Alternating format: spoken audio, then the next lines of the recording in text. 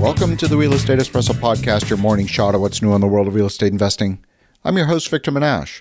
On today's show, we're talking about the shift that's taking place in the world of banking. The landscape in banking varies widely in the U.S.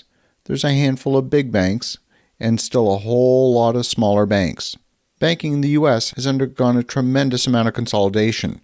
Before the financial crisis in 2008, there were over 10,000 banks in the nation, and over the past decade, that number has dwindled to about 6,000, and as of today, the FDIC lists 4,982 banks in total. Many of these are smaller community banks with only a handful of physical branches. Some were forced into consolidation after the banking regulator determined that the weaker banks were too thinly capitalized in their stress tests. Now, there is a difference in banks. Many depositors choose their bank based on convenience to the closest physical branch. Some depositors choose their bank based on incentives, like a free toaster to open an account. Others choose the bank based on fees charged on a checking account. Now, we like to use smaller community banks for borrowing against local real estate projects. The bank's executive team and loan committee understand the local market better than the large national banks. These smaller banks also have a bit more latitude in their lending criteria. And when you deal with a large national bank, like say Wells Fargo or Chase, you're just a number, and their policies are often dictated by market conditions in other cities that don't actually apply in your city.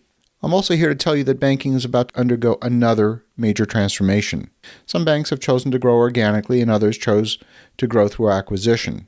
TD, which is a Canadian bank, is increasingly a major player in the U.S. Most American clients don't even know that TD stands for Toronto Dominion Bank. TD announced in their latest investor disclosures that they plan to hire 2,000 software developers this year. That's on top of the 350 software developers that were hired in 2021. When you consider the full cost of investment in that large a software development team, you're looking at more than $500 million per year in expense. TD is consciously making a decision to add $500 million in operating expense to their annual budget. Said differently, they're choosing to remove $500 million a year in profit from their bottom line that they would otherwise return to shareholders on an annual basis. And that's a massive investment. So what are they doing with it? The investments will be in cloud technology, cybersecurity, artificial intelligence, and data analytics. The bank also announced a multi-year agreement with a company called Databricks to enhance the company's data analytics in the cloud. In a world of data analytics, these technologies aim to mine unstructured data for information. This is the world of the so-called big data, and using machine learning techniques, the software uncovers the hidden structure and regularity that can be found in these large distributed data sets. And once the structure has been understood, you can mine the data for information. These are the same technologies that companies like Amazon have invested in. Amazon started as a bookseller. Books are a pretty simple business.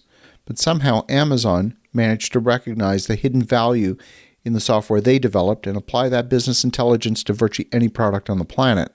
The new competitive landscape in banking is software business intelligence and rolling out products and services based on those new capabilities.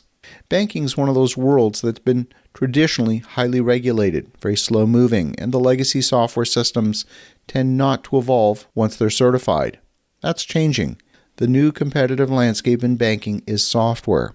The smaller banks don't have large software development teams. They often outsource their online banking software to third-party solutions in order to offer at least a moderately competitive feature set. But we're looking into the future of banking. In the next 2 years, we'll see an entirely new generation of products and services being offered in the world of banking. Some people get to know their customers by asking questions, but customers don't always answer surveys truthfully.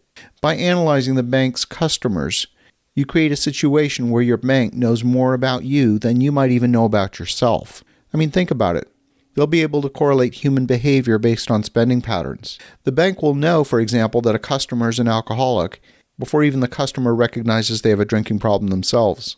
Those banks that know their customers better than anyone else will also be able to tailor their marketing to those customers more precisely than any other bank. And that's a distinct competitive advantage. Amazon does the same thing. When you go to the Amazon website, they look at your recent spending patterns and they suggest products that people like you tend to buy. But banks are much more than banks these days. They sell insurance, they sell rewards and loyalty programs with affiliated businesses. Imagine if you got 5 cents back per gallon every time you fill up at Chevron and pay with your bank's credit card. Those types of affiliate relationships are possible, but not all of them will be profitable for the bank. But with good analytics, they'll be able to pick and choose the best relationships. And most important, the small community banks will have no hope of competing on the same basis as TD or any other large bank that makes similar investments in software. As you think about that, have an awesome rest of your day. Go make some great things happen. We'll talk to you again tomorrow.